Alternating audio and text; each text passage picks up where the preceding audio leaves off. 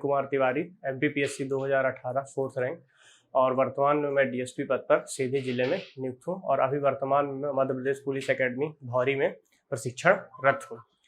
मैं यहाँ पर आप लोगों से अपने जो परिचय दिया है उसकी शुरुआत में एक चीज़ और जोड़ना चाहूँगा।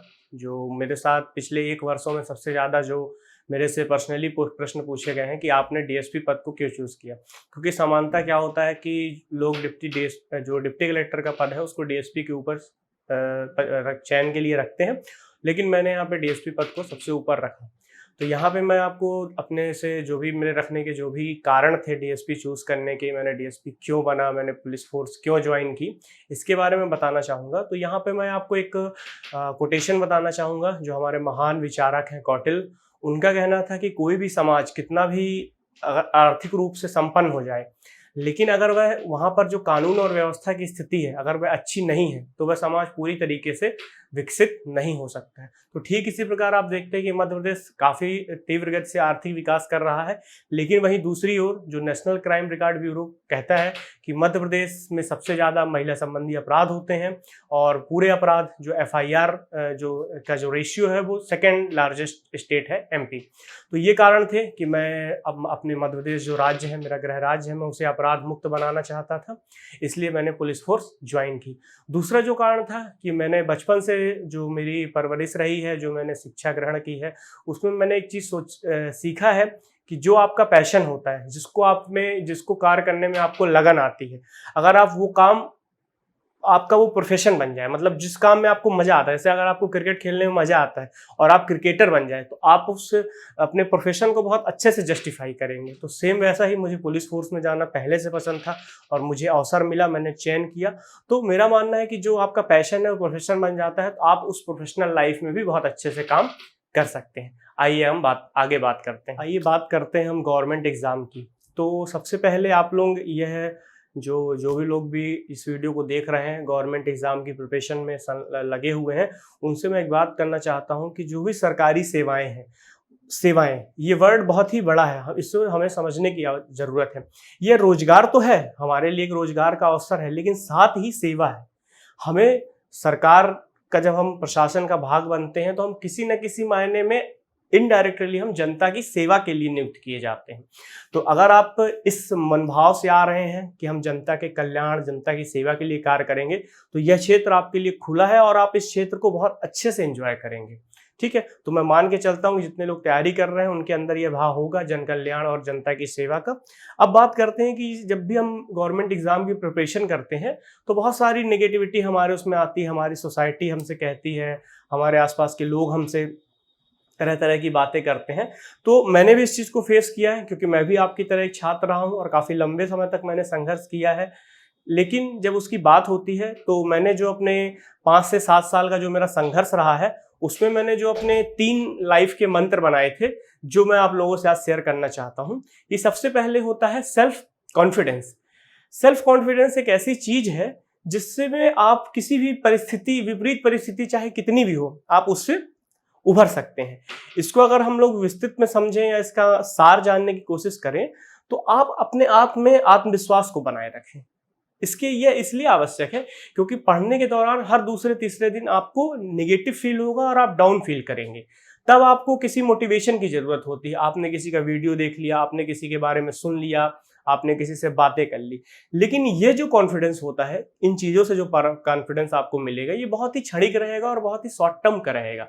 लेकिन इसकी जगह अगर आप सेल्फ मोटिवेटेड हैं, आपको अपने ऊपर बहुत सारा विश्वास है कि मैं ये चीज कर सकता हूं, तो आप कभी भी डाउन फील करेंगे तो आप तुरंत ही उसको फिर से आप अपनी जो एनर्जी को स्टोर कर पाएंगे और फिर से उस पर अच्छे से वर्क कर पाएंगे। तो इस बात जो सेल्फ कॉन्फिडेंस का जो मैटर है, ये इसके लिए मैं एक सामान्य सी बात बोलना चाहूंगा कि आप जो सोच सकते हैं वह आप कर सकते हैं। दुनिया में कोई भी ऐसा काम नहीं है जो इंसान सोच सकता है और कर नहीं सकता। उसमें समय लग सकता है, संसाधन अधिक लग सकते हैं, कठिनाई हो सकती है, संघर्ष ज्यादा हो सकता है, लेकिन वह काम होगा। इसलिए सबसे पहले आप सेल्फ कॉन्फिडेंट रहिए। किसी के कुछ कहने से, किसी के कुछ बोलने से कुछ नहीं होता है। अगर आप अपने में विश्वास रखते हैं, आत्मविश्वास से भरे हुए हैं, तो आप इस चीज को बहुत अच्छे से प्राप्त कर लेंगे। दूसरा जो वर्ड जो मेरे लाइफ का सेकंड जो मंत्र है, सेल्फ मोटिवेशन। सेल्फ मोटिवेशन एक ऐसी चीज है, क्योंकि क्या होता है कि हमको मोटिवेशन की बहुत ज़रूरत होती है। हम किसी कार्य को जब निरंतर करते हैं, क्योंकि गवर्नमेंट एग्जाम का जो प्रोसेस है काफ़ी लंबा होता है और आपको उस पूरे प्रोसेस के दौरान आपको मोटिवेट रहने की ज़रूरत होती है। तो मोटिवेशन के लिए आप अपनी जो भी एक ड्रीमिंग प्रोसेस होती है, आप आज जो है, मान लीजिए आप सब इंस्पेक्टर की तैयारी कर रहे हैं, एमपी सब इंस्पेक्टर की, लेकिन आप आज तो नहीं है उस पद पर, लेकिन अगर आप ड्रीमिंग करेंगे कि जब मैं बन जाऊंगा तब मैं ऐसे काम करूंगा, ऐसे लोगों मतलब मैं इस स्थिति में पहुंच जाऊंगा या इतने लोगों को लाभ दे सकता हूं, तो ये चीजें आपको बहुत ज्यादा सेल्फ मोटिवेट करेंगी। और मेरा मानना है कि मोटिवेशन कभी किसी बाहर से नहीं आता, मोटिवेशन हमेशा अंदर से आता है। इसलिए आप सेल्फ मोटिवेट रहें और अपने जो भी आपने एम चूज किया उसके लिए निरंतर कार्य करते रहें। अब इसके बाद बात आती है सेल्फ डिसिप्लिन की।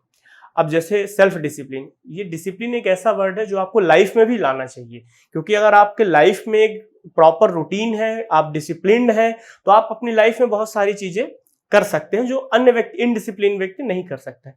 इसी प्रकार आपको अपनी जो तैयारी के दौरान है, इसमें विशेषकर सेल्फ डिसिप्लिन लाने की जरूरत है। इसको मैं एक एग्जांपल से समझाना चाहूंगा सेल्फ डिसिप्लिन को।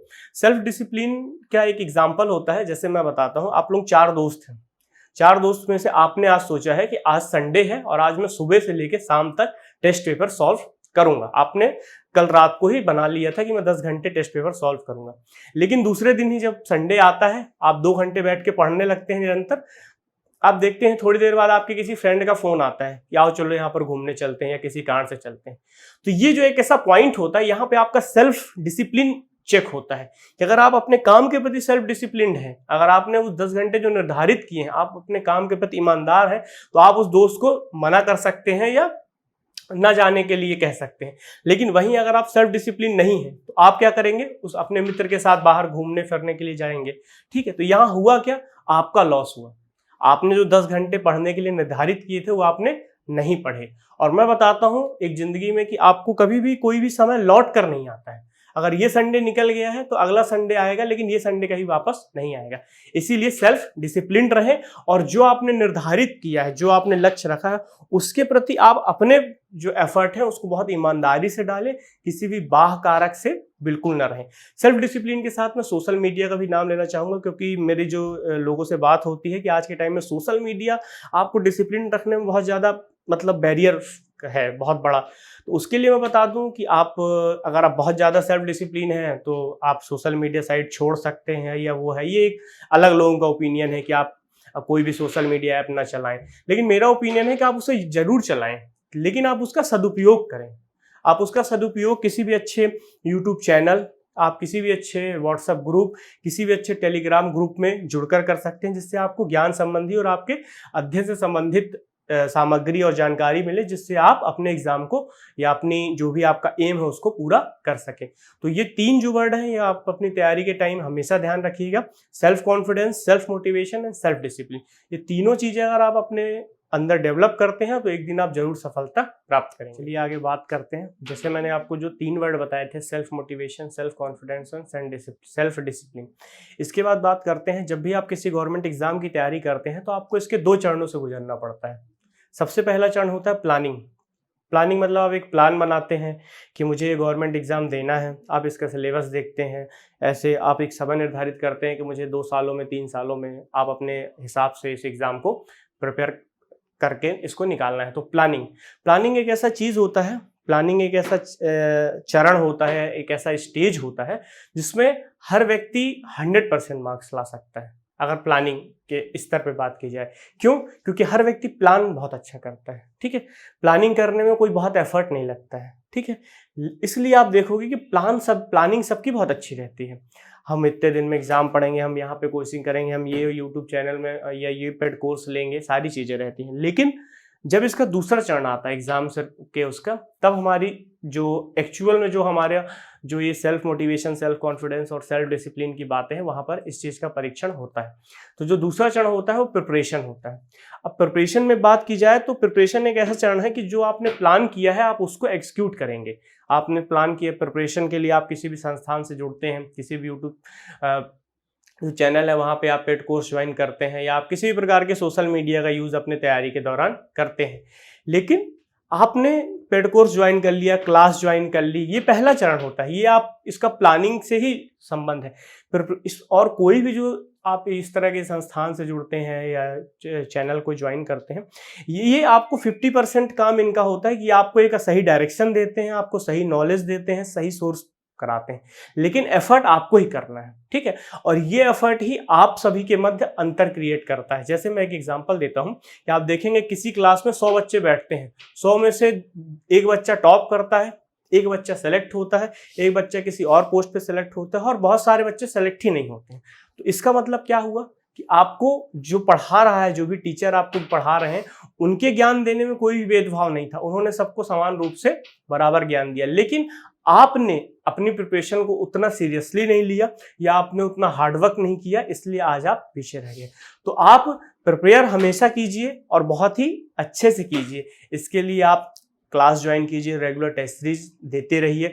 और जो भी मेरा जो सबसे बड़ा एक मंत्र है कि आप जिस भी एग्जाम की तैयारी कर रहे हैं उसके सिलेबस को बहुत अच्छे से, क्योंकि वो आपके लिए एक रोड मैप होता है।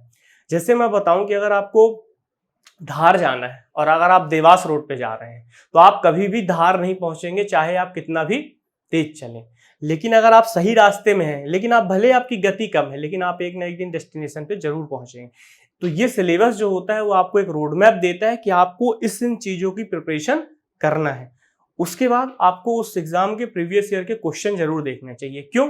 क्योंकि एक जो भी होता है सिलेबस की हम इससे पूछे जाएंगे या इससे संबंधित प्रश्न आएंगे, लेकिन जो प्रीवियस ईयर होता है वो ये दिखाता है कि अभी तक ये प्रश्न पूछे गए हैं सिलेबस, दिए हुए सिलेबस में से। तो आपको एक तो क्या है, एक आइडिया मिलता है कि हमें कैसे पढ़ाई करनी है, कैसे प्रश्न पूछे जाते हैं। एक एग्जाम में जैसे इंग्लिश है, हिंदी है, आपका रीजनिंग है, मैथ्स है, जनरल नॉलेज है, तो किस सब्जेक्ट का कितना पोर्शन रहता है और किस सब्जेक्ट में कितना डेप्थ आता है, आपको किस सब्जेक्ट को किस लेवल तक प्रिपेयर करना है, उसकी डाइवर्सिटी कितनी है, उसकी डेप्थ कितनी है। तो ये सारी चीजें आपको प्रीवियस ईयर क्वेश्चन पेपर से पता चलेंगी। तो आप पहले सिलेबस को बहुत अच्छे से ध्यान दें, उसके बाद आप प्रीवियस ईयर क्वेश्चन पेपर को देख लें, जिससे आपको एक सही आकलन मिल जाए कि आपकी तैयारी सही डायरेक्शन में है या नहीं। उसके बाद आप किसी भी संस्थान या क्लास से जुड़ सकते हैं, आप सेल्फ स्टडी भी कर सकते हैं। आज के टाइम में सोशल मीडिया का ज़माना है, आपको नॉलेज बहुत ज़्यादा पब्लिक डोमेन में है, आप उसका इस्तेमाल अपने अनुसार, अपने आवश्यकता अनुसार कर सकते हैं। और इसके बाद आप अपनी जो आपने जो पढ़ा है उसको चेक करने के लिए आप टेस्ट सीरीज ज्वाइन कर सकते हैं या कोई भी मॉक टेस्ट वगैरह, जो भी आजकल बहुत सारी सुविधाएं हैं, आप उसको दे सकते हैं। तो आप एक प्लान तो बनाते हैं, प्लान बनाइए, कोई दिक्कत नहीं है, आप कोई भी प्लान बना सकते हैं। लेकिन जो इसका प्रिपरेशन वाला सेक्शन है, ये जो पार्ट है, इसमें आपको सबसे ज़्यादा वर्क करने की ज़रूरत है। इसका एक एग्जाम्पल इतिहास में मिलता है कि आप जब बाबरनामा पढ़ेंगे, जो बाबर ने खुद लिखी है तुर्की भाषा में, उसमें बाबर कहता है कि राणा सांगा की जो सेना थी वो मुझसे भी बड़ी थी और मुझसे भी ज़्यादा शक्तिशाली था। लेकिन जब खानवा का युद्ध होता है तो वो राणा सांगा की हार होती है। तो उसके बाद बाबर लिखता है कि जो राणा सांगा था वो किन चीज़ों में पीछे रहा, प्लानिंग और प्रिपरेशन में। उसने अपनी सेना को बहुत अच्छे से प्लान नहीं किया और उसको युद्ध को लेके बहुत अच्छे से प्रिपरेशन नहीं की। यही चीज़ बाबर ने अपने जो युद्ध था उसमें की और वो सफल हुआ। तो अगर आप प्लानिंग बहुत अच्छे से करते हैं और उसके एग्जीक्यूशन में आप प्रिपेयरिंग बहुत अच्छे से करते हैं, तो निश्चित ही आप जिस भी एग्जाम की तैयारी कर रहे हैं, किसी भी गवर्नमेंट एग्जाम की, आप जरूर सफल होंगे। कई बार समय ज़्यादा लग जाता है, जैसे मेरा संघर्ष काफ़ी बड़ा रहा, तो कई बार समय लग जाता है जिसमें कुछ हमारी गलतियां इन्वॉल्व होती हैं। तो आप उन गलतियों को दूर करते जाएं और आप एक दिन जरूर सफल होंगे। आपको समय जरूर लगेगा, लेकिन आप एक न एक दिन तक मंजिल पर जरूर पहुंचेंगे। अगर मेरी बातें आपको पसंद आई हों, जो भी मैंने कहा है, तो आप इस वीडियो को उन ज़रूरतमंद या उन आवश्यक लोगों तक ज़रूर पहुंचाइए जो तैयारी कर रहे हैं और किसी कारण से कॉन्फिडेंट फील नहीं कर रहे हैं या मोटिवेट फील नहीं कर रहे हैं, या उन्हें लगता है कि हम रिमोट एरिया में रह रहे हैं, तो कि हम बहुत दूर हैं, हम बड़े शहर नहीं जा सकते हैं, तैयारी नहीं कर सकते हैं। तो आप उन तक पहुंचाइए जिससे वो सेल्फ कॉन्फिडेंस हो और भारत के छोटी छोटी जगहों में छुपी हुई प्रतिभाएं बाहर आएँ और इस जो राज्य है, देश का कल्याण में योगदान दें। तो अगर आपको मेरी बातें पसंद आई हो तो आप इस वीडियो को जरूर शेयर करें। धन्यवाद।